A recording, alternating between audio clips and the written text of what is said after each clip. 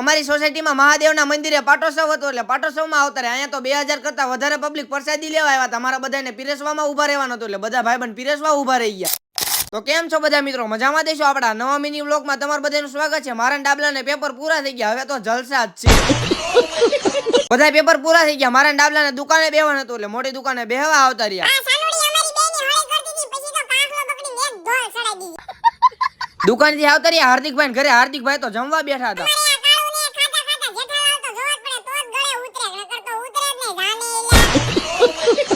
જમી કરીને આવતા રહ્યા મહાદેવના મંદિરે દર્શન કરવાને. દર્શન કરી લીધા કારણ કે અમારી સોસાયટીમાં મહાદેવના મંદિરે પ્રથમ પાટોત્સવ હતો એટલે પાટોત્સવમાં આવી ગયા. અહીંયા મંદિરે હવન ને એવું હતું એટલે આપણા બધા ભાઈબંધ હવનમાં બેઠા હતા. અમારી સોસાયટીના બધા બહેનો સેવા કરવા આવી ગયા હતા કારણ કે અહીંયા 2000 કરતા વધારે માણસની રસોઈ છે.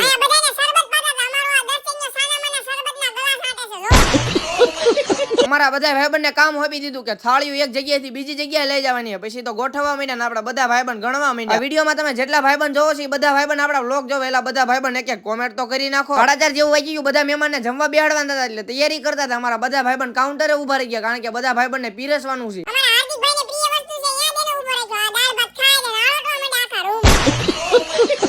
આપણે સેવા કરવાની હતી. પછી તો હું કાઉન્ટરે ઉભો રહી ગયો. બધા મહેમાનને જમવા બેહાડવાના હતા. પછી તો બધા મહેમાન જમવા બેસી ગયા.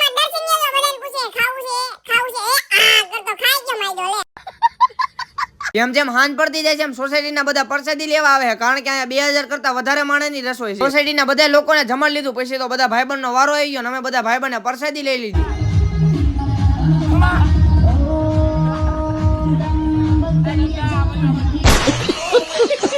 પ્રસાદી લઈ લીધી. ઉદયભાઈ નો ફોન આવ્યો કે બેહવાય. પછી તો ઉદયભાઈ પાસે બેહવા આવતા રહ્યા.